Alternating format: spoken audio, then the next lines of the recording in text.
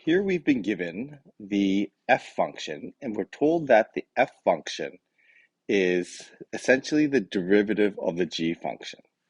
So using the fundamental theorem of calculus, we define the g function as the area under the f function starting at 0. Okay, so we're going to start at 0, and wherever we stop the x is going to be, and calculate the area, that's going to be the value of our g function. Okay, so to do this then, what we want to do is, first of all, find the value of G10. The value of G10 is going to be the area under that curve from 0 to 10. Okay, so it's going to be from 0 to 10 under this curve. So if I take a look at this area, so I've kind of calculated the areas already. So this first little half triangle is going to be 4 units squared because it's a 4 by 2 triangle. Then the next section here, this next section here is going to be 8. This is below the x-axis, so it's -8. Below the x-axis, so it's -4.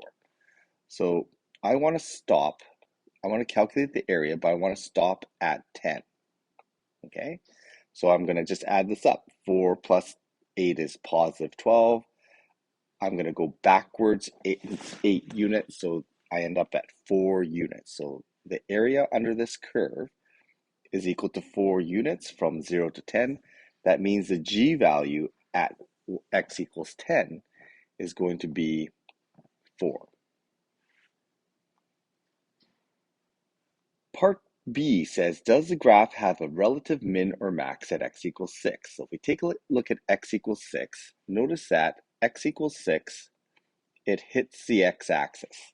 Okay, so that means then that the f value is 0 or the g prime value is 0. So I'm just going to draw that in here. My g prime is 0. So I need to determine if that's a max or a min. I look at the slopes. Okay, so the derivative is positive on this side. Okay, I'm not looking at the slope of that. I'm looking at the y coordinate being positive. So I know this is a positive here, so it's going to go up. So it looks like a max.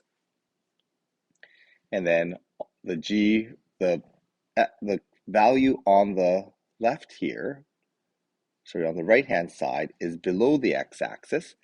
So if it's below the x-axis, it's negative, meaning that the slope is negative. So this must be a maximum. Okay, so putting into our slope chart here, we can see that at 6, we have a slope of 0. On the left, the slope is above the x-axis, so it's positive. The slope on the right-hand side is below the x-axis, so it's negative. So we end up with a slope chart that looks like this. For part C, it says, does the graph have an inflection point at x equals 4? So I've drawn a concavity chart and 4. So taking a look at x equals 4, the slope of the slope is undefined. That means the second derivative is undefined. Okay, so we have an undefined concavity there. Although the concavity is undefined, we know on the left side it is sloping up. So it means that on the derivative graph, the derivative is positive, or the slope is positive. So we can say that the second derivative is positive, meaning we have concave up.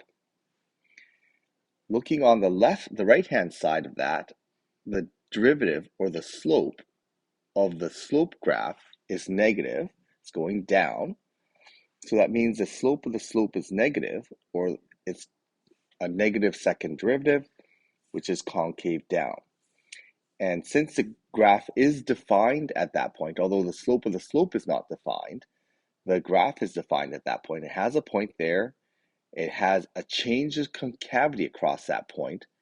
That means that it must be an inflection. So yes, it's an inflection. And we have to test the concavity on both sides to see if there is a change in concavity for us to say that there is an inflection point.